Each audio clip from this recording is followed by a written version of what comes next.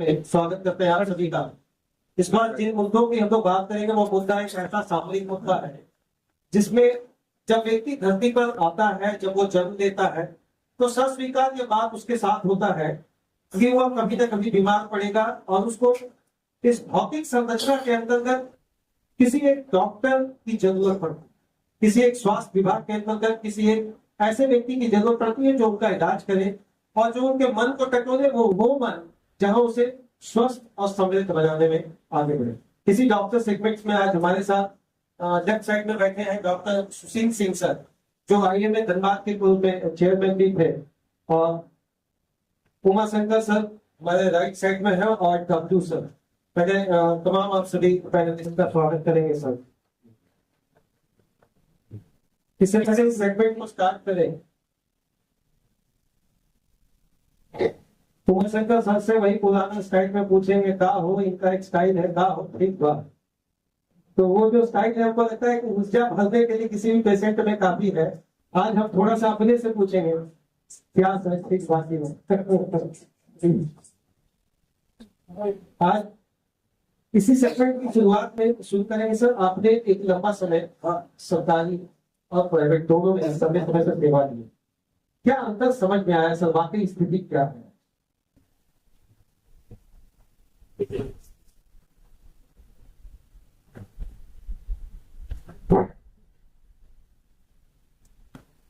मैं 2016 तक सरकारी में था, देश के अपने कार्यरत था।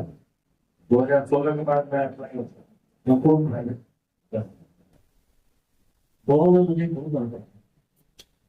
मुझे सरकारी के लिए पार्टी कुछ डिस्ट्रिक्शन था, मुझे लगता था कि कहीं बढ़े होने वाले यहाँ तक पता मुझे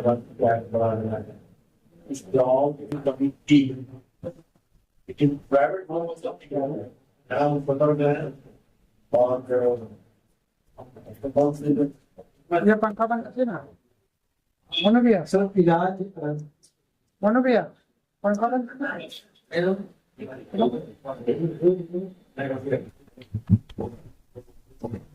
इलाज सर एक शब्द होता है जहां पर इंसान को बहुत संतुष्टि मिलती है और उसको लगता है जैसे हम रात में सपना देख रहे हैं और एक चादर टांग लिए तो लगता है पूरा एसपी साहब के प्रोटेक्शन में है।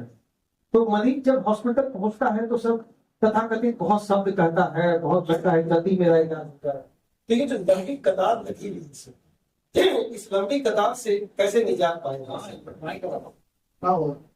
बीमार तो काफी लोग हैं और बीमार रह भी रहे हैं। इसका कारण इन्वायरमेंट वगैरह सब है, ये सब बहुत सी बात है।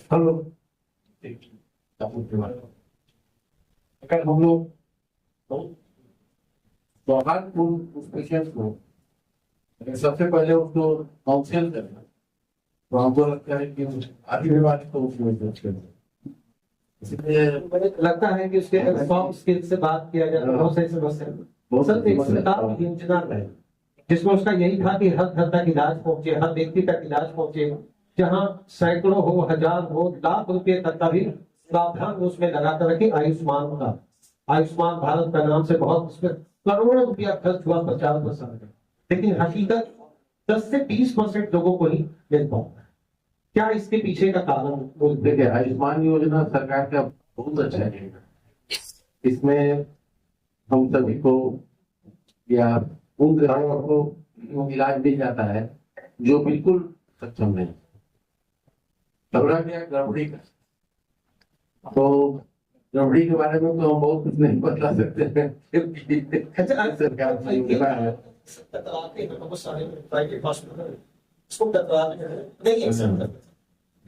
ये तो है। इसमें बहुत से रिस्ट्रिक्शंस है, उसमें बहुत सा दिया है, सिस्टम्स है।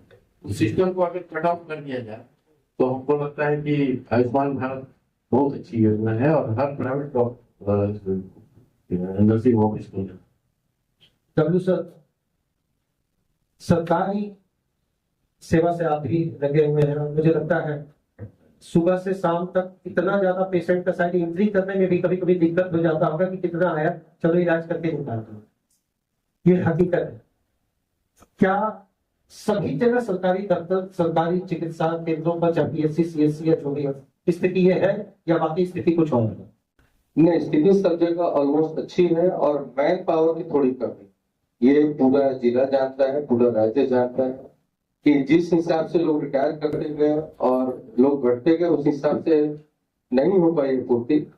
मैन पावर की थोड़ी कमी की वजह से समस्या होती है, लेकिन धीरे धीरे जो रिक्तियां हैं उसमें भर्ती हो रही है और धीरे धीरे सब कुछ सुदृढ़ हो जाएगा। समय थोड़ा सा लगता है मैन पावर की कमी से, लेकिन काम सब कुछ हो रहा है, काम सब कुछ। अच्छा, एक शब्द घूमता है सर, एक वाक्य घूमता है दिमाग में, हमारा डॉक्टर कैसा है? हमारा डॉक्टर वैसा हो जो बढ़िया इलाज करता हो, बड़ा क्लिनिक हो या बड़ा उपचार करने का अलग अलग संसाधन यूज करता हो। हमारा डॉक्टर कैसा हो? एक आम गरीब गुरबा जो जिसको बोला जाता है गंगवा और गंगिया, वो कैसे समझे हमारा डॉक्टर कैसा? क्योंकि उसको तो पता नहीं कि बोर्ड पर क्या लिखा हुआ है, एमसीआई लिखा है, एमबीबीएस लिखा है, एफजीआरआई लिखा है, ये सारी चीजें वो समझ नहीं सकता। कैसे वो समझे सर?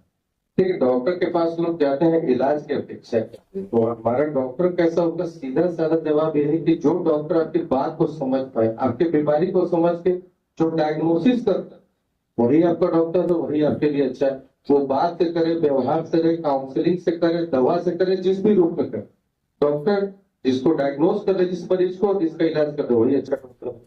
और उसके साथ उसकी भावना परिस्थिति को समझने वाला डॉक्टर ही अच्छा है। सर, ये 60% जो कहा जाता है आज भी भारत गांव में बसता है, उसका हृदय का धड़कन गांव में, लेकिन 40% जो शहर में बसते हैं, तमाम मूलभूत सुविधाओं के होने के बावजूद भी उनकी धड़कनें कमजोर होती जा रही है, धड़कनें रुक जा रही है, हृदय गति जिसको कह सकते हैं। तो ये 60% वाले जो तंदुरुस्त दिखते हैं, ये 40% की अपेक्षा, क्या बेसिक रीजन इसमें दिख रहा है? बेसिक रीजन कुछ इंफ्रास्ट्रक्चर की भी कमी है, रूरल अर्बन दोनों में। जैसे सरकार जो योजना शुरू की है NRHM और रूरल के लिए अलग योजना है, तो दोनों योजनाओं को सम्मिलित करके सरकार समानांतर रूप से काम कर रही है और कुछ कमियां हैं जिसको सरकार दूर करने का प्रयास कर रही है। केंद्र सरकार भी, राज्य सरकार भी धीरे धीरे करके दूर हो जाएगी। या वो दवा की कमी हो, या मैन पावर की कमी हो, या इंफ्रास्ट्रक्चर की कमी हो, सरकार प्रयासरत है इसमें। सर, एक नॉर्मल प्राइवेट हॉस्पिटल जिसको बोल सकते हैं, अस्पताल या क्लिनिक, ये सब चीजों में क्या मूलभूत सुविधाएं जो आपको लगता है कि आप बहुत लंबा समय दिए सर? धनबाद, बोकारो या बहुत सारे ऐसे क्षेत्र हैं जहां पर आप आए गए कन्वोकेशन के माध्यम से, क्या लगा कि ये इंफ्रास्ट्रक्चर होना ही चाहिए, बिल्कुल होना चाहिए? देखिए, स्काई इज लिमिट, इसका लिमिटेशन तो नहीं है, होना तो बहुत कुछ चाहिए, लेकिन मिनिमम अगर रिक्वायरमेंट पूछिएगा तो एटलीस्ट डॉक्टर्स होना चाहिए, एमबीबीएस, एक अच्छा ओटी होना चाहिए, एक साइटेशन का इक्विपमेंट्स है, प्रिडिक्शन का, बहुत सारी चीजें हैं जो साइटेशन का चीज होता है, सक्षम है। अच्छा सर, ये डेथ रेशियो झारखंड में इतना अधिक, चाहे वो मदर्स डेथ रेशियो देखें या शिशु का डेथ रेशियो देखें, दूसरे राज्य की अपेक्षा जो हमने गूगल से निकाला उसमें हमेशा सब अधिक है। देखिए, इसका जवाब तो हम आपको दे रहे हैं। झारखंड में 648, धनबाद में, धनबाद का एक बता रहे हैं, 648 registered hospital and nursing home. इसके अलावा कितना ही अनरजिस्टर्ड, तो इससे ज्यादा ही होगा, कम नहीं? ज्यादा ही होगा, कम नहीं होगा। उस पर सरकार को थोड़ा उनको करना चाहिए, 2 रूम बना के और लोग नर्सिंग होम खोल देता है, क्लिनिक खोल देता है। इसके विरोध में हम लोग बहुत कुछ बातें तो करना चाहिए हम लोगों को, सरकार इसके विरोध काम कर रही है सर। लेकिन वो भी एक बहुत बड़ा कारण है जहाँ की एक तो समय पर बड़े नर्सिंग होम पे या हॉस्पिटल में पहुंच नहीं पाता है, जिस कारण वहाँ ये सब कारण है जिसे भी देख सकते। सर, क्या कहेंगे इसमें, क्योंकि आप तो सरकारी अस्पताल में भी हैं और सभी स्वास्थ्य केंद्र को आप नजदीक से देख रहे हैं, क्या लगता है डेथ रेशियो जो है इस पर सरकार की उतनी पैनी नजर नहीं है जितनी होनी चाहिए? कभी तो ऐसा हो जाता है कि डेथ हो गया, एम्बुलेंस नहीं मिल रहा, डब्बे में ले जा रहा था, कभी कफन नहीं मिल रहा, ये सारी चीजें चूंकि राजनीतिक मुद्दा है, हम लोग उसको नहीं कहेंगे, लेकिन डेथ रेशियो का बढ़ना क्या झारखंड के लिए अच्छा संकेत है? लेकिन थोड़ी सी जागरूकता की कमी लोगों में भी है, थोड़ी सी जागरूकता की कमी है। हम लोगों के पास ट्रीटमेंट के लिए, ट्रीटमेंट के लिए या बाकी इलाज के लिए जब लोग आते हैं तो हम लोग कई लोगों से पूछते हैं जिनका इलाज 9 महीने लगातार होना चाहिए, वो 7वें 8वें महीने में इलाज शुरू करते हैं, और कई लोग सीधे 9वें महीने में पहुंचते हैं जिनका कोई इलाज कोई जांच अभी तक नहीं हुआ।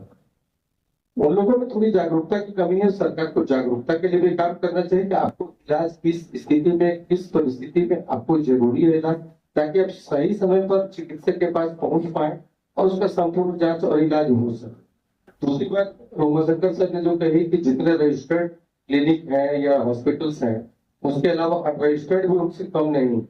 तो सरकार को इस पर भी डिस्ट्रिक्ट अथॉरिटी को, स्टेट अथॉरिटी को ध्यान देना चाहिए कि लोग कम पैसे के कारण या भटकाने के कारण, किसी भी कारण से अगर वैसे हॉस्पिटल से पहुंचते हैं जहां दक्ष डॉक्टर्स उपलब्ध नहीं है, दक्ष पैरामेडिकल स्टाफ उपलब्ध नहीं है या मूलभूत सुविधा उपलब्ध नहीं ट्रीटमेंट की, थोड़ा रुकेंगे, आपको फिर वही बात कर रहे हैं कि वही सामंतवाद को लाया जाए।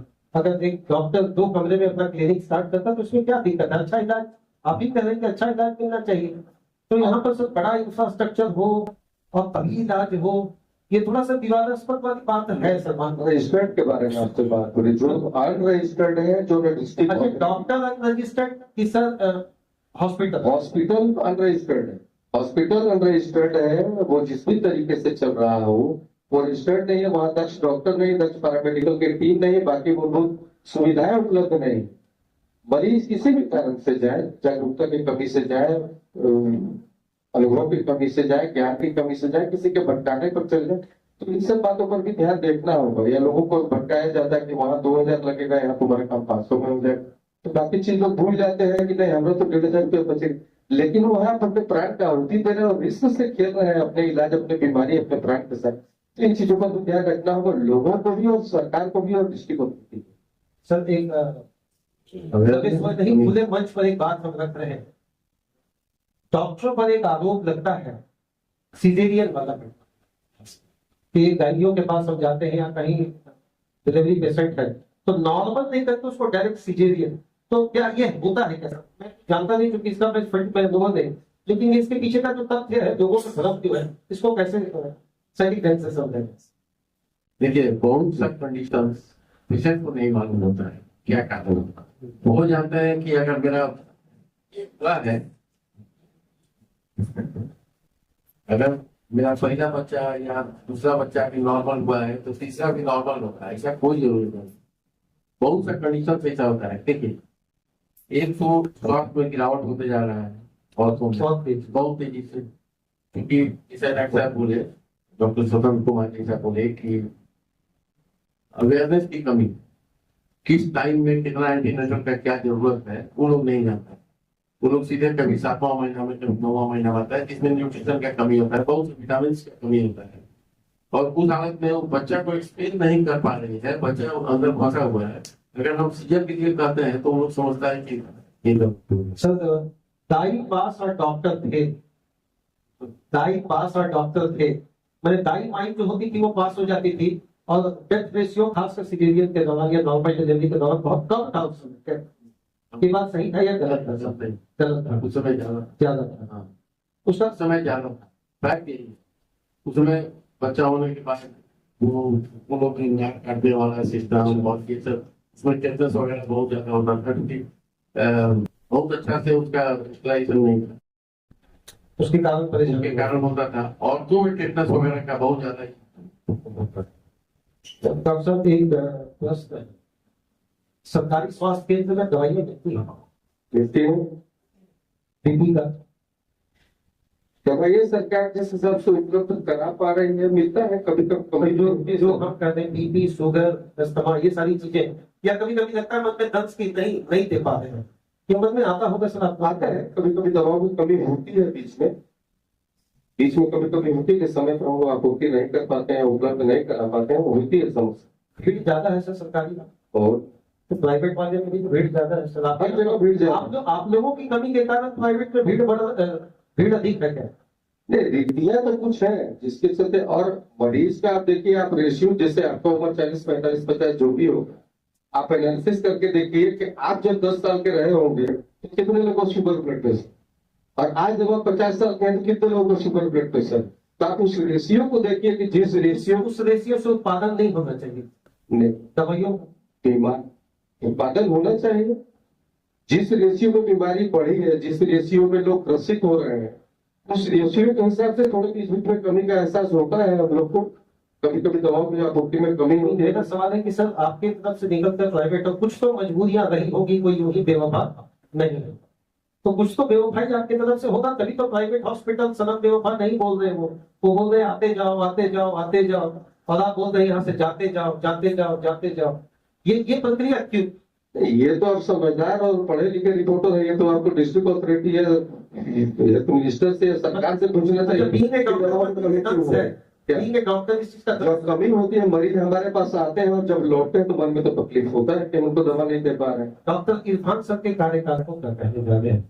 इरफान सर को एक ऐसा कार्यकाल मिला है जिसमें बहुत सारी दिक्कतें हैं, बहुत सारी कमी है। वो अपने तरफ से धीरे धीरे प्रयास कर रहे हैं समस्याओं को सुदृढ़ करने का।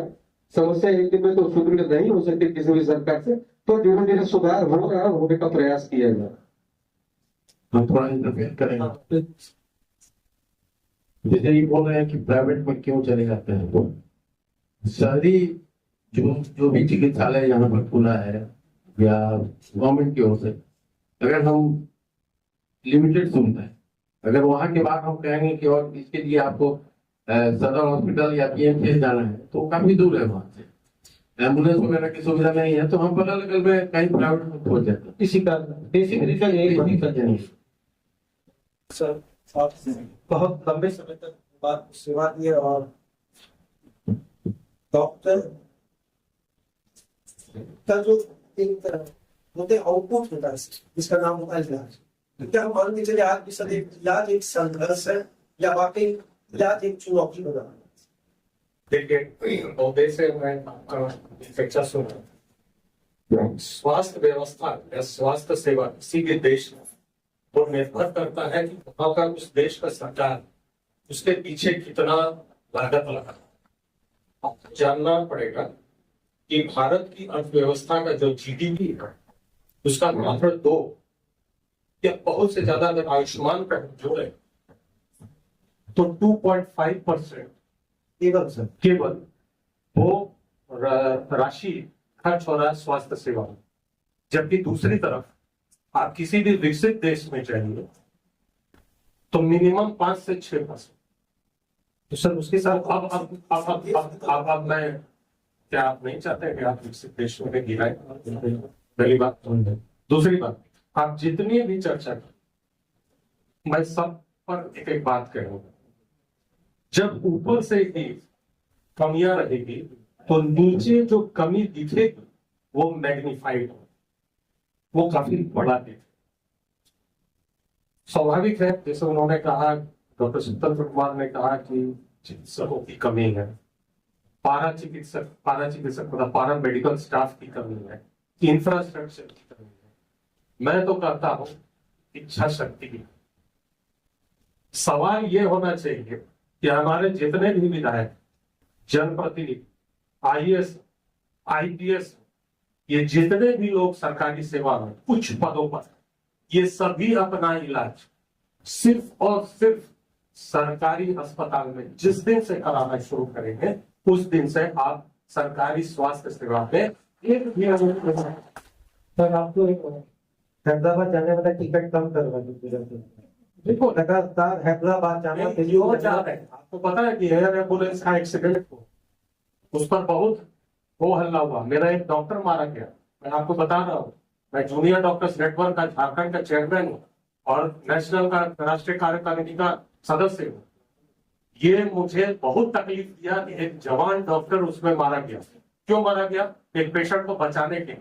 वो खुद बता रहा है कि हमको रांची में वो सेवा नहीं मिला, इसलिए मुझे दिल्ली जाना पड़ा और जाने के क्रम में मुझे हवाई जहाज की सेवा लेनी पड़ी, जो कि क्रैश। ये झारखंड की वानगी है स्वास्थ्य सेवा। बहुत सारी बातें आपने डॉक्टर के डेथ पर तो सर आंसू है, लेकिन जब पेशेंट डेथ कर जाता है सर, ये हकीकत है। उसके लिए तो ये डॉक्टर खड़े होकर तो नहीं आते दूसरे डॉक्टर का विरोध करने की बातें यहाँ करती है। देखिए, आप यही तो बात है, डॉक्टर को लोग भगवान की श्रेणी में रखा, यहीं पर शादी करते। आपको यह समझना होगा कि आपके बाल बच्चे भी डॉक्टर बन सकते, यहाँ जितने बैठे लोग हैं उनके घर से भी डॉक्टर निकल सकता है। मैं एक साधारण परिवार से आया हूँ, मैं एक साधारण परिवार का व्यक्ति होकर डॉक्टर बना हूँ। मैं हर व्यक्ति को नहीं बचा सकता, ठीक है। और होता क्या है कि जब किसी भी परिवार में एक मौत होती है तो लोग उद्वेलित हो जाते हैं। उस समय तर्क संगत तरीके से सोचने समझने की शक्ति खत्म हो जाती है। वो मेरे साथ भी हो सकता है। मेरे पिता एक गलत इलाज के कारण मारे, मेरे अपने पिता, ठीक है, जो यहाँ इसी क्षेत्र में शिक्षक है। लेकिन मैं जानता हूं कि वो डॉक्टर अपने हिसाब से जितना हो सका करा, क्योंकि कोई भी डॉक्टर ये कभी नहीं चाहेगा कि उसका मरीज की मौत हो। और आपको ये जानकर बहुत आश्चर्य होगा कि अगर एक मरीज की मौत होती है तो आंसू हमारा भी निकलता है, और 4-4 दिन डॉक्टर लोग खाना नहीं खा रहे क्योंकि इतना स्ट्रेस रहता है। लेकिन उनका चेहरा जो आपको नजर आता है वो चेहरा इस तरह का रहता है कि क्योंकि पूरा जोर उनको क्रिमिनल घोषित करने लगा रहता है, तो वो अपने आप को बचाव करने के लिए वो उस तरह का चेहरा बनाते हैं। लेकिन आपको ये ध्यान सुशील देना, सर, कॉर्पोरेट हॉस्पिटल का तो आप बहुत होंगे स्थिति देखे होंगे, जिसको corporate hospital, how this could be possible that we can say this is corporate hospital. Hospital is hospital, we are taking the treatment on the basis of whatever the infrastructure है, बट तो ये corporate सब डालने से क्या लगा कि डॉक्टरों का विश्वास तोड़ा है। साहब सबसे पहले कॉर्पोरेट के मालिक के बारे में पता लगाइए कि कॉर्पोरेट में कौन है मालिक। तो वो ऑप्शन देता है। नहीं, आप समझ नहीं रहे मेरी बातों का। कॉर्पोरेट के मालिक, क्या आपको नहीं लगता है कि बड़े बड़े जनप्रतिनिधि, बड़े बड़े उद्योगपति, बड़े बड़े तथाकथित समाज सेवी, जिनके पास आर्थिक का स्रोत क्या है, अर्थ का स्रोत क्या है, जिसका कोई मैं एक साधारण आदमी होकर नहीं बता सकता, तो आप उनसे क्या उम्मीद कर सकते। Corporate hospital means target oriented hospital. वहां डॉक्टर्स को टारगेट देखकर उनको नौकरी में रखा जाता है। अच्छा सर, नौकरी में रखा जाना तक तो ठीक समझ में आ रहा है, बॉडी में बायोटिक बनना जरूरी है कि नहीं? देखिए अब आप सर थोड़ा सा नहीं, थोड़ा बॉडी में बायोटिक जरूरी है कि एंटीबायोटिक सर?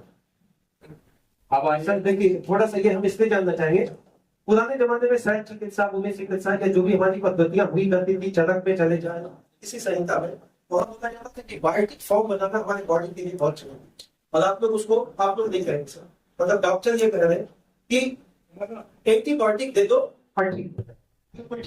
इसमें दो तरह का जवाब मैं दूंगा, दोनों को बड़ा ध्यान से सुनिए क्योंकि लोगों को जानकारी होना बहुत जरूरी है। आप साहब बायोटिक्स जो बोल रहे हैं ना, वो हमारा प्रतिरोधक क्षमता, बीमारी से लड़ने की क्षमता है। आप क्या उम्मीद, आप जो खाना खा रहे हैं वो प्रदूषित है, आप जो सांस ले रहे हैं वो प्रदूषित, आप जिस वातावरण में रह रहे हैं वो प्रदूषित है, जल आप जो पी रहे हैं, आज तो आप मिनरल वाटर बॉटल में पी रहे हैं, आपको पता है कि उस फैक्ट्री में किस तरह से बन रहा है। तो आपका जो प्रतिरोधक क्षमता है आपने स्वयं खराब किया। मतलब मैं आपको दोष नहीं दे रहा हूँ, मैं सिस्टम को दोष दे रहा हूँ। आप कोई भी खाद्य पदार्थ उठाइए, आप दावे के साथ कह सकते हैं कि वो सही है और एकदम शुद्ध है। मैं आप ही से यह प्रश्न पूछता हूँ कि कोई भी खाद्य पदार्थ आपको शुद्ध नहीं मिलेगा। तो फिर जब चारों तरफ से जहर फैला हुआ है, अभी आप अपना मोबाइल निकालिए, यहाँ बैठे हुए हैं, AQI का जरा इंडेक्स निकालिए, आपको पता चल जाएगा कि वायुमंडल में कितने तरह के जहरीले गैस है, ठीक है। तो आप हमसे एज ए डॉक्टर कहां से आप जादू उम्मीद कर रहे हैं कि आप तमाम चीज से गुजरते हुए मेरे पास आ रहे हो और फिर आप मेरे से उम्मीद करते हो कि मैं आपको ठीक कर सकूं। एक बात तो आपका प्रतिरोधक क्षमता जो बायोटिक्स आपने कहा वो कमजोर क्यों हो रहा है? Not because of me, it is due to the surroundings in which you are staying. Sir, but this is the supporting statement which you are giving. There, you are giving a statement. Why you are giving anti-biotic? This is the question. आप एक बात बता रहे हैं कि हम लोग doctor के संगठन जो IMA से आ रहे हैं, हम लोग एक टर्म निकाले हैं एंटी माइक्रोबियल रेजिस्टेंस, जिसमें कि हम लोग एंटीबायोटिक्स के रैम्पेंट यूज को हम लोग मना कर रहे हैं। अब आपको मैं बता रहा हूँ, आपने कोविड देखा है, कोविड में मौत को देखा है, इससे कहीं ज्यादा मौत आने वाला। मैं आज इस मंच से बोल कर जा रहा हूँ, इसको नोट करके रखिएगा। क्योंकि आपके तमाम एंटीबायोटिक्स जो है वो फेल कर रहे हैं। आज के दिन में जितने भी बैक्टीरिया है, मैं एंटीबायोटिक्स की बात नहीं कर रहा हूँ सिर्फ, मैं antibiotics, anti fungal, anti parasitic, anti viral, ये सारे क्लास के ड्रग्स अब धीरे धीरे नाकाम होते जा रहे हैं। उसका कारण है कि आपको साधारण साइंस आपको समझना होगा। जिस तरह से हमारे शरीर में निरंतर बदलाव हो रहा है, यह प्रकृति का नियम है, उसी तरह से बैक्टीरिया, फंगस, वायरस के शरीर में भी निरंतर बदलाव हो रहा है। जो एंटीबायोटिक पहले बहुत कारगर होता था, अब धीरे धीरे चूंकि इतना यूज हो रहा है एंटीबायोटिक, हर कोई यूज कर रहा है। एक दवाई दुकान वाला धड़ल्ले से दे रहा है, एक प्रैक्टिस करने वाला धड़ल्ले से दे रहा है, हर व्यक्ति एंटीबायोटिक यूज कर रहा है। नतीजा ये हुआ है कि बैक्टीरिया, फंगस, वायरस, पैरासाइट सब रेजिस्टेंट हो गए और आज के दिन में किसी भी इन्फेक्शन को कंट्रोल करना बहुत ही खतरनाक हो गया है और एंटीबायोटिक्स काम नहीं कर रहा। रिसर्च आज के दिन में नगण्य है। कोई भी नया एंटीबायोटिक्स, आपको पता है लास्ट एंटीबायोटिक 2015 में इजाद हुआ था, वो हमारे पहुंच से बाहर है, उसका कीमत इतना। तो सवाल है कि हम अपना जो सबसे बड़ा हथियार जिसको एंटीबायोटिक्स बोलते हैं या एंटी फंगल्स बोलते हैं, उस हथियार को हमने इतना चला लिया कि आने वाला समय में एक पैंडेमिक आएगा जिसको सुपर बग पैंडेमिक बोला जाता है। सुपर बग मतलब ऐसा ऑर्गेनिज्म जिस पर कोई भी दवा का असर नहीं होगा। तब आप अंदाज कीजिए, आज बैठे हुए कल्पना कीजिए कि आपके आने वाले जनरेशन, आपके बच्चे या उनके बच्चे एक ऐसे दुनिया में जाने वाले हैं जहाँ की किसी तरह का भी इलाज मौजूद है। सर, ये एक बहुत बड़ा डर वाली बात है। क्या इसका उपाय कैसे? इसका उपाय तो सरकार को ढूंढना होगा ना। ये सरकार की नीति होनी चाहिए। किसी भी सरकार, मैं किसी और पॉलिटिक्स में नहीं जाना चाहता हूँ, लेकिन ये सब मुद्दा पर आखिर हमारा देश का जो स्वास्थ्य का जो संरचना है या उसका जो हम लोग जो दिशा निर्देश तय करते हैं वो कौन तय करेगा? सरकार है। सरकार में कौन तय? अच्छा सर, सरकार ने कुछ गलत तय करवाएगी तो आप लोग मान लेंगे? हम लोगों ने हमेशा आवाज उठाया। मैं एंटी माइक्रोबियल रेजिस्टेंस में यहाँ नहीं, धनबाद छोड़ दीजिए, मैं चेन्नई में इस पर स्पीच दिया, मैं धनबाद के कॉन्फ्रेंस में स्पीच दिया, लोगों में जागरूकता लाने के लिए। मैं अभी हाल फिलहाल पाकुड़ जिला में मैंने इस पर डॉक्टरों से बात की। तो कहने का मतलब कि हम लोग इस बात पर निरंतर आवाज उठा रहे हैं और सिर्फ हम ही लोग नहीं, सरकार को विशेष पहल करना चाहिए, इसको टॉप प्रायोरिटी में लेना हो। डॉक्टर साहब, पेशेंट किसी कारणवश अगर हॉस्पिटल में डेथ कर जाता है, डेड बॉडी को कब्जे में रख लेते हैं। अभी हाल ही में मामला आया और देखा गया, असर भी सीधा हम नाम दे रहे हैं क्योंकि वो सदन में वो बात उठा। जदिया विधायक रागिनी सिंह ने एक बार नहीं दो बार मंच पे बैठे थे। डेड बॉडी को कब्जे में रखने का मतलब है मुर्दों से भी पैसा चाहिए क्या? ये गलत हुआ, इसका विरोध करो। ये हुआ, किसने गलती किया सर? कॉर्पोरेट ने किया। सर डॉक्टर का नाम नहीं ले रहे क्या? सीधा हॉस्पिटल। अच्छा, इस स्थिति में सर सरकार को हॉस्पिटल के अगेंस्ट क्या करना चाहिए था? अगर डॉक्टर उमाशंकर सिंह जी से अगर ये बात पूछा जाए, एकदम सख्त और ऐसा मैसेज समाज में जाएगा कि डेड बॉडी के साथ अगर पैसा चाहिए तो उमाशंकर सिंह जी अगर किसी वैसे पद पर हो तो क्या एक्शन लेना चाहिए था असेंबली से? पहला बात तो ये गलत हुआ, अगला गई एक्शन की बात, ये तो सरकार तय करेगी। ये मामले में वही आके रुक जाता है। सर डॉक्टर बीमार पड़ते हैं क्या? लास्ट उमाशंकर सिंह जी कब बीमार पड़े थे? बीमार पड़ते रहे ओल्ड एज आ गया, डायबिटीज। नहीं, अगर नॉर्मल देखा जाए तो डॉक्टर से बीमार नहीं पड़ते हैं, सुने। हालांकि डॉक्टर को भी है, डॉक्टर कम बीमार पड़ते हैं, इसका कारण क्या सर? बेहतर खान पान या चीजों पर जागरूकता है, इन सारी चीज। डॉक्टर से ज्यादा इरेगुलर कोई नहीं। इरेगुलर आपको पता है खान पान में, बोले में, मेरे बारे में आपको मालूम होगा तो हम एक बात। हाँ, कभी कभी रात में भी हम बात किए हैं तो काम में ही है। इस तरह का बराबर होता है। आप समझते हैं कि हर डॉक्टर के साथ होता है जो दिल से लगे हुए हैं पेशेंट, इरेगुलरिटी तो भूल जाता है। सर हॉस्पिटल में हर चीज का दाम बढ़ाते जा रहे हैं डॉक्टर लोग। कहाँ सर?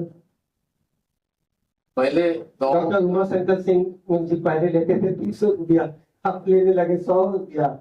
और एक सवाल है सर, क्योंकि हम लोग बिल्कुल इसको आप सही बोल- मजाक में जरूर ले रहे हैं, सही बात। लेकिन कहीं पर 800 रुपया भी धनबाद में है, 1000 जिस आदमी 1000 रुपया, जिसका कभी कभी ऐसा होता है कि सर दिन भर पूरा काम करने के बावजूद भी 150 रुपया नहीं मिल पाता है। सर इस पर एक आवाज उठना चाहिए। बिल्कुल होना चाहिए। उसी के लिए तो सरकार बहुत सारा ये खोल दिया है कि आयुष्मान है, सरकारी हॉस्पिटल्स है, बहुत सारे। लेकिन यहाँ तक आप बता रहे हैं कि हम 30 रुपए से शुरू किए थे और आज 100 रुपया फीस दे रहे हैं। उसका कारण आप भली बात ही आप जानते हो, हर चीज का दाम जितना मेंटेनेंस हमको चाहिए उस चीजों पर दाम बढ़ गया, ये नहीं घटा दिया को बताइए। बड़ा है सर।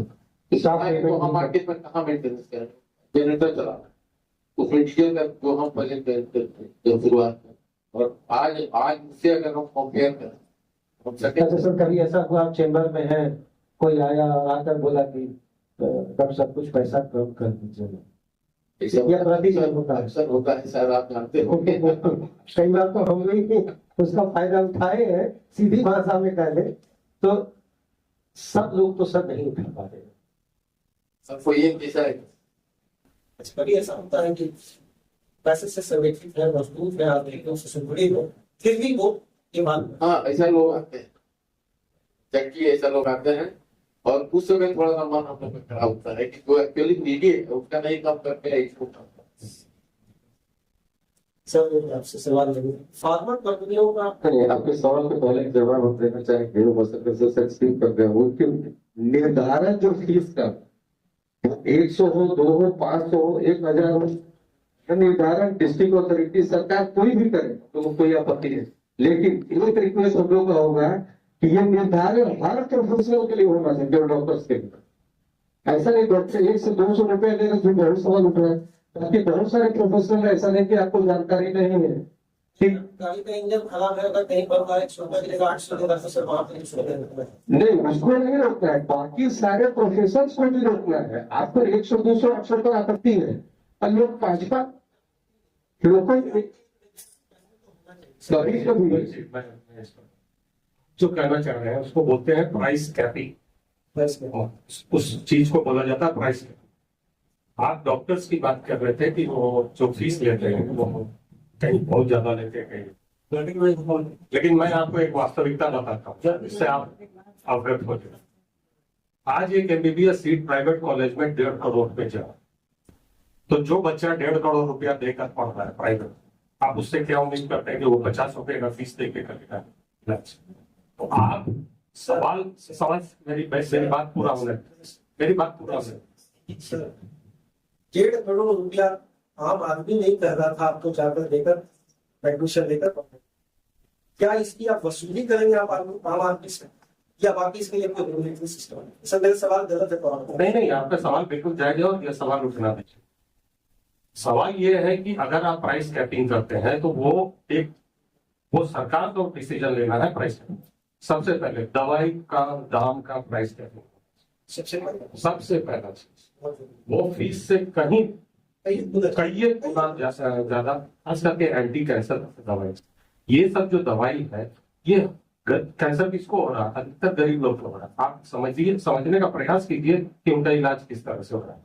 और हर एक चीज का कैपिंग, मतलब स्वास्थ्य सेवा में अगर आप बात कर रहे हैं तो आपको हर एक चीज पे कैपिंग करना है, और वो निर्णय सरकार की तरफ से लेना, जिसमें कि आप स्टेक होल्डर्स करने का मतलब है जैसे फार्मा कंपनी हो गया, डॉक्टर्स हो गए, इनके साथ बैठ के आप बात करके और एक रेगुलेशन बना दीजिए, तब एक आपको लगेगा कि समानता है इलाज।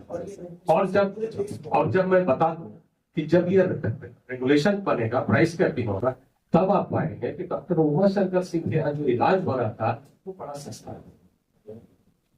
ठीक है, क्योंकि देखिए मैं एक बात बता आप एक में काजल और एक में सुरमा वाली बात, एक को बचाते हैं और एक को बचाव में, वही तो बोल रहा हूँ आपको। मैं बता दूं कि कॉर्पोरेट हॉस्पिटल में जिस ऑपरेशन का कीमत 2 से 2.5 लाख है, उसी ऑपरेशन का कीमत एक हॉस्पिटल में, एक प्राइवेटली ओन्ड हॉस्पिटल जैसे कि इनका है, उसमें दोनों में कितना अंतर होगा ये आप स्वयं बता सकते हैं। मैं क्या बोलूं, 10 गुना कम है। तो आपको यही ना समझना होगा कि आप हमको कहां से आते हैं, आप हमको कॉर्पोरेट हॉस्पिटल और कॉर्पोरेट स्ट्रक्चर से आते हैं। है ना। मुझको मेरे आइडेंटिटी से नहीं आता। अगर मैं कुछ कर रहा हूँ, आपको पता है, आपने कहा कि मैं अभी भी 15 दिन में आता हूँ, फ्री में आउटडोर करके चला जाता, लेकिन उसका कहीं मैं ढोल नहीं।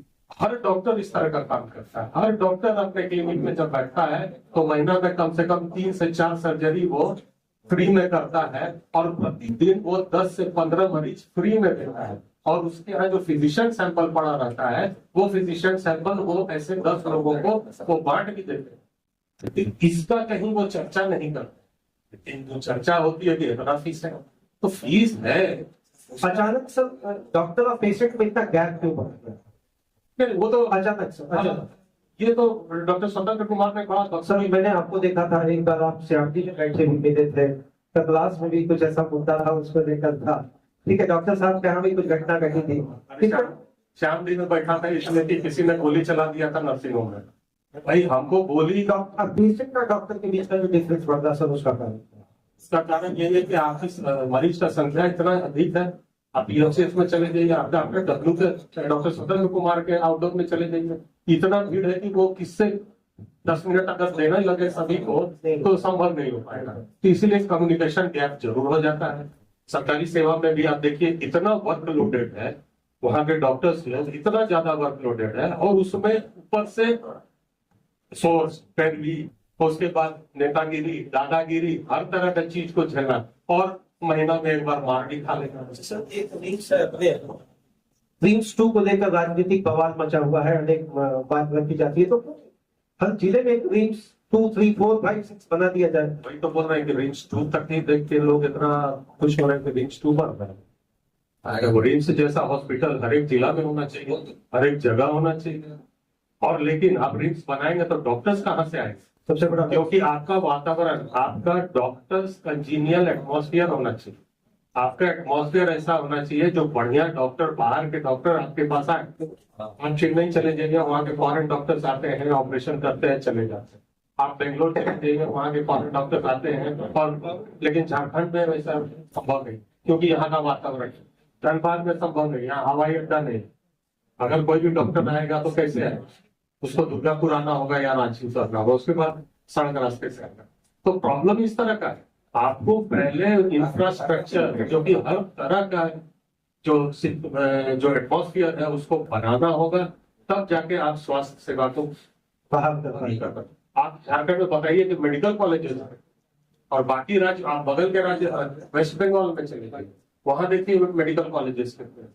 यहाँ पर क्या यहाँ के बच्चे लोग बाहर जाके पढ़ रहे हैं? क्या यहाँ के बच्चों को अधिकार नहीं है डॉक्टर बनने का? यहाँ गरीब आदमी लोग का बच्चा डॉक्टर क्यों नहीं बन सकता? तो झारखंड में अगर मेडिकल कॉलेजेस की संख्या बढ़ाएंगे तो 2 चीज होगा। एक तो बच्चे को यहाँ पढ़ने का अवसर मिलेगा, दूसरा स्वास्थ्य सेवा में बढ़ोतरी।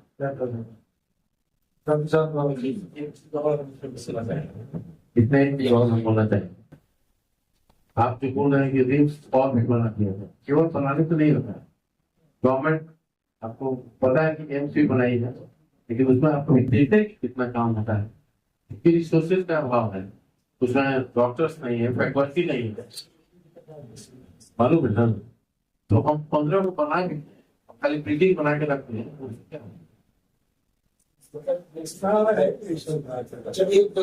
एक सजेशन अगर आपसे जानना हो सर, होम्योपैथ डॉक्टर को आप लोग डॉक्टर, आयुर्वेद को डॉक्टर, ये डिफरेंसेस टेरोपैथ होम्योपैथ के सब में है? देखिए, हम कोई भी दवा देते हैं उसका एक फार्माकोलॉजिकल ये होता है। मान लिया हम पैरासिटामोल कैसे एक्ट करता है, क्या करता है, कहाँ बॉडी में काम करता है, इसका एक्सप्लेनेशन होता है। होम्योपैथ सबसे बड़ी बात है कि फायदा करता है, तो फायदा तो राट में होता है, टीका लगा दिए तो काम होता है, वही टाइप है। हम भी कहेंगे कि शिक्षा के क्षेत्र में थोड़ा सा और उनको ध्यान देने का जरूरत है, फैकल्टी वगैरह लाने का, रिसोर्सेज लाने का, सब जरूरत है।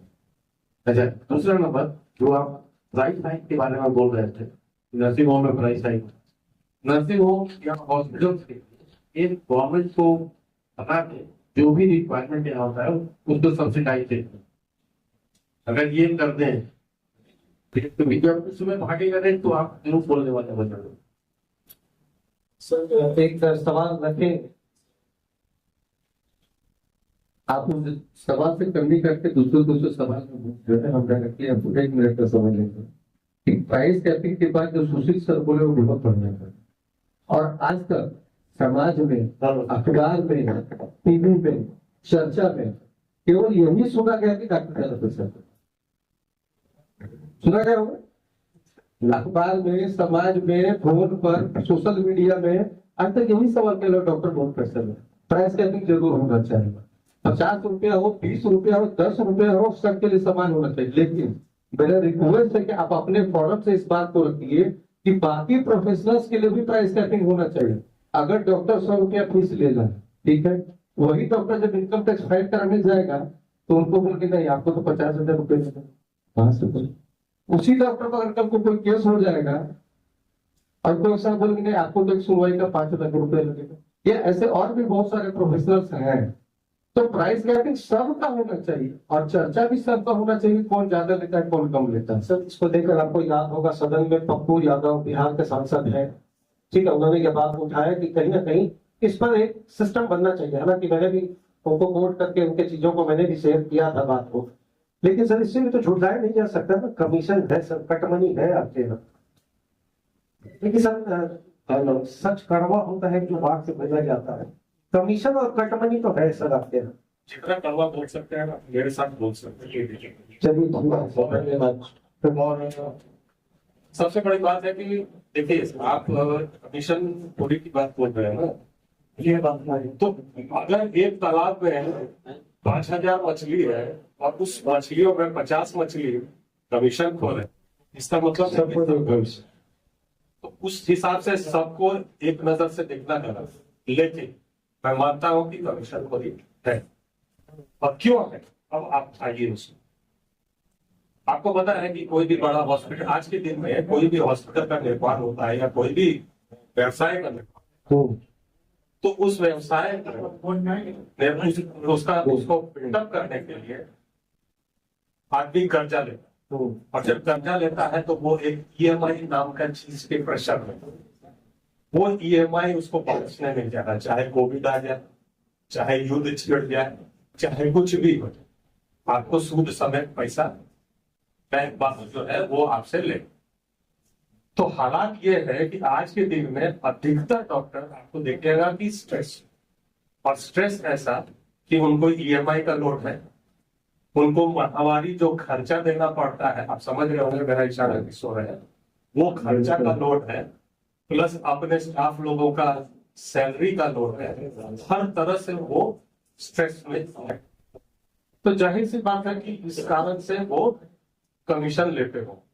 इसका ये अर्थ नहीं है कि मैं उसका समर्थन मेरे हिसाब से नहीं लेना चाहिए। लेकिन जैसे डॉक्टर स्वतंत्र कुमार ने कहा, फिर कमीशन खोरी हर जगह से हट जाता है।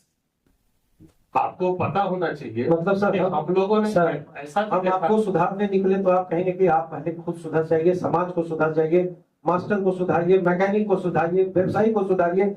जबकि हम मैकेनिक को भगवान नहीं बोलते, हम व्यवसायी को भगवान नहीं। सर आपसे हाथ जोड़ के विनती नहीं, हम हाथ जोड़ेंगे सर, आपसे सर हम हाथ जोड़ेंगे सर।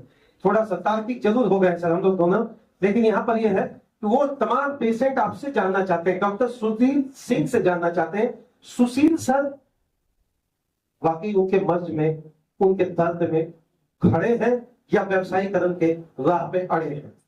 आप जहां तक डॉक्टर सुशील को के बारे में बात कर रहे हैं तो आप शायद मेरे बारे में नहीं जानते। ये धनबाद गवाह है कि 3 बेर में कोविड का सरकारी अस्पताल में जाकर ड्यूटी किए हैं, अपना नर्सिंग होम को बंद करके, और 1 रुपया नहीं दिया आज तक। चलिए इसके लिए बहुत बहुत धन्यवाद सर।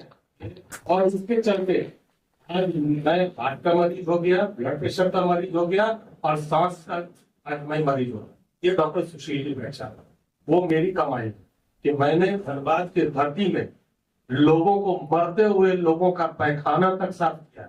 तो साहब डॉक्टर सुशील कुमार पर कभी इस तरह का आरोप नहीं होगा लगाए, कृपया करके मैं आपसे प्रार्थना करता मैं एक बात है कमीशन, मैं हमेशा कहता हूँ कि कमीशन खोरी बिल्कुल मैं उसका विरोध करते हैं।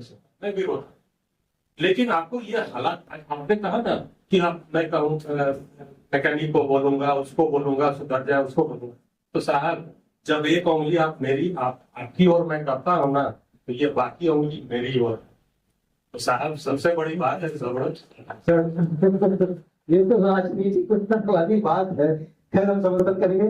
बहुत बहुत धन्यवाद सर। ऑलरेडी बहुत लंबा सेशन अभी चलना है और जब हाँ कुछ सवाल करना चाहेंगे, हाँ बताइए, बोलिए बोलिए ऐसे बोलिए।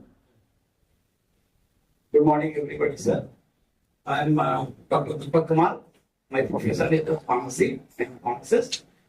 I would like to ask question with Sushil sir कि हम लोग एंटीबायोटिक रेसिस्ट हो गए हैं और एंटी माइक्रोबियल रेसिस्ट हो गए, क्या हम सर फिर उसी पद्धति में जी पाएंगे और उसी पद्धति को फॉलो करेंगे जिसपे हमारा कटाक्ष है कि Ayurvedic system is boring system और इसका कोई फार्माकोलॉजिकल एविडेंस नहीं है, फार्माकोथेरेप्यूटिक एविडेंस नहीं है, तो इसको कैसे अगर है इसका लेट फार्माकोलॉजिकल एक्टिविटी लेट है, still research is going on, तो इस पर क्या कहना है सर कि हम किस पद्धति से फिर जिए? एडल्ट्रेशन हमारा देश के हर कण में घुस गया है। Thank you sir. डॉक्टर दीपक, मैं आपका वेलकम करता हूँ, आपने बहुत अच्छा सवाल पूछा। In the onset, in the very onset, I want to state very categorically that homeopathy, Ayurvedic, Unani, they are all sciences. और वो साइंस को किसने बनाया? हमारे दादा परदादा ने बनाया। इसलिए my hat is off to them. I salute, क्योंकि जब हम चरक संहिता की बात करते हैं तो उस समय हमारे ही पूर्वज ने उससे फायदा उठाया, लेकिन उस समय की परिस्थितियां दूसरी थी। आप समझने का प्रयास करें, उस समय का माहौल, उस समय का बैक्टीरिया, उस समय का फंगस, उस समय का जो ये था वो बिल्कुल अलग था। आज के दिन नेचर बदला है। आज के दिन इतना पोल्यूशन हम लोग क्रिएट कर चुके हैं। आप किसी समुद्र में चले जाइए, प्लास्टिक से आप हमारे आज के दिन में देखिए, हमारे ट्रम्प चचा और ईरान में लोग और इजराइल में नेतन्याहू फुफा जी लड़ गए। क्या आपको नहीं लगता कि उसका जो असर है वो हमारे आपके ऊपर है? मैं बाकी चीज पर नहीं, इतना ड्रोन, इतना एक्सप्लोसिव का एक्सप्लोजन हो रहा है, वो पोल्यूशन जाएगा कहाँ? वो हमारे ऊपर और आपके ऊपर असर करेगा। तो कहीं ना कहीं जानते हैं आप, साइंटिफिक जो अप्रोच लेके जो एलोपैथी बना, ये एलोपैथी भी एक साइंस था जिसको हम लोगों ने अपनाया।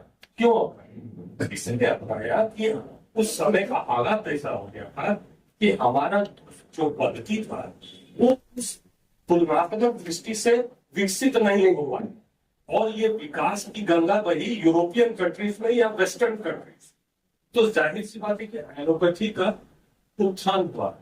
रहा बात हमारा जो साइंस था, तो होम्योपैथी हमारा साइंस नहीं है, by the way that is the German science. उसी तरह से यूनानी हमारा साइंस नहीं है, वो है यूनानी। बट आयुर्वेदिक हम लोग रामायण में पढ़ते हैं, लक्ष्मण जी को बचाने के लिए हनुमान जी को भेजे, तो कहीं ना कहीं उसकी सार्थकता है। मैं उस बात को मानता हूँ। बहुत सारे ऐसे जड़ी बूटी आज भी हम लोग बोलते हैं कि भाई तुलसी का रस है, तो किडनी का पत्थर होता है तो बोलते हैं कि छोड़ना, चार दवाई लेकर खा लेना, साथ में कुर्सियों खा ले। ये हम लोग बोलते हैं, ऐसा डॉक्टर हम लोग बोलते हैं, क्योंकि जब हम छोड़ देते हैं तो हम लोग जानते हैं। तो ऐसा नहीं है कि हम लोग उसको ये करें, हम लोग उसको सैल्यूट कर रहे हैं। बट कहीं ना कहीं अफसोस की बात है कि हमारा देश हमारा ही साइंस विकसित नहीं कर पा, ये अफसोस। इसीलिए जो आने वाला समय सिर्फ और सिर्फ हम लोग एलोपैथी पर ट्रीट करना आश्रित हो गए कि अब जब माइक्रोबियल रेजिस्टेंस जब सामने आएगा तब हमारे पास कोई उपाय नहीं बचा। कोविड क्या था? कोविड था फार्मास्यूटिकल कंपनी के लिए जैकपॉट, हाँ ना? सारा मेडिसिन का राइज अप जैकपॉट। सिर्फ मेडिसिन की बात मत, यहाँ पर भी वही आता, हर एक व्यवसाय ने लूटा है, हर एक व्यवसाय, एम्बुलेंस चलाने वाला से शमशान में चलाने वाला तक, वहां एक मूर्ख था जो मैं था, जो बिना पैसा का काम कर रहा था और अपने आंखों से सब चीज देख रहा था। ठीक है, तो कहने का मतलब है कि जरूरत इस बात की है कि आयुर्वेदिक साइंस को भी उसी हिसाब से डेवलप किया जाए, तो शायद हमें एक बचने का रास्ता मिले। लेकिन इसे डेवलप करेगा इसके लिए अब आप बोलेंगे तो पतंजलि में आप जितने भी दवाइयां देख रहे हैं, कितना कारगर होता है, कितना रिसर्च। कोरोना में तो देखिए, कोरोना में उन्होंने कोरोनिल नाम का एक दवा निकाला और कोरोनिल नाम का दावा किया गया कि कोरोना टीका, और 35-36 मरीज का डेथ सर्टिफिकेट में मेरा साइन है जिसमें कि कोरोनिल है। तो हम उसको क्या करें, उसको क्या करें? हमारे हेल्थ मिनिस्टर सवाल है कि देखिए, सार्थक रूप से और सच्चे मन से अगर हम विकास करना चाहते हैं और बिना आर्थिक लाभ, तभी देखिए, अगर आप किसी देश को, चाइना इतना आगे क्यों बढ़ा, वो सिर्फ इसलिए कि तपस्या किया था। आज हम चाइना को बोलते हैं कि दुश्मन है, लेकिन उससे सीखने की जरूरत है कि वो कैसे आगे बढ़ा, चाहे वो ट्रीटमेंट वाइज स्वास्थ्य सेवा में हो, चाहे वो इलेक्ट्रॉनिक्स में हो, चाहे वो वॉरफेयर में हो, चाहे वो जिस जियोपॉलिटिक्स, वो हर जगह आगे हो, और हम उससे कई महीने में पीछे। तो जरूरत इस बात की है कि आयुर्वेदिक में भी उसी हिसाब से डेवलप। चलिए, बहुत बहुत धन्यवाद सर। जिस तरीके से हम लोग स्वास्थ्य सुविधाओं को लेकर गोपनीयता से अपनी बात रखे, सेशन थोड़ा लंबा हो जा रहा है। एक अंतिम प्रश्न के साथ हम लोग वाइंड अप करेंगे। डॉक्टर उमा शंकर सिंह सर से पूछेंगे, नेता बनेंगे क्या सर कभी? ये सवाल है जो पूरा कोयलांचल, खासकर धनबाद बोकारो आपसे पूछना चाहता है सर। आइए ना राजनीति में, आइए ना, क्या फर्क है सर? फिर तो और मजेदार बात होगी, का हो का हाल चाल पर वो वाला स्टेटमेंट थोड़ा हमको लगता है ज्यादा बूस्ट करेगा, ज्यादा ट्रेंड करेगा। ये जवाब आज दीजिए सर। देखिए, आज के डेट में नेता का क्या मतलब है? जन सेवा। हम सर आप पूरा परिभाषा ही बदल देते हैं। नेता का मतलब जन सेवा। चलिए, तो बात सही है, लेकिन नहीं, आप राजनीति की जो बात कह रहे हैं सर, किसी न किसी तरीके से तो कर ही रहे हैं। ये तो डिसाइड करना है आपको कि हमको नेता बनना है। ठीक है सर, बहुत बहुत धन्यवाद। इस स्वास्थ्य सुविधाओं को लेकर हम लोग जो बात किए, सुशील सर से विशेष एक सेशन हम स्टूडियो में बुलाकर करेंगे कि बायोटिक आज भी हम वहीं खड़े हैं, मेरे प्रतिरोधक क्षमता को क्यों मारा जाता। धन्यवाद डब्ल्यू सर, और धन्यवाद आप सभी का सर।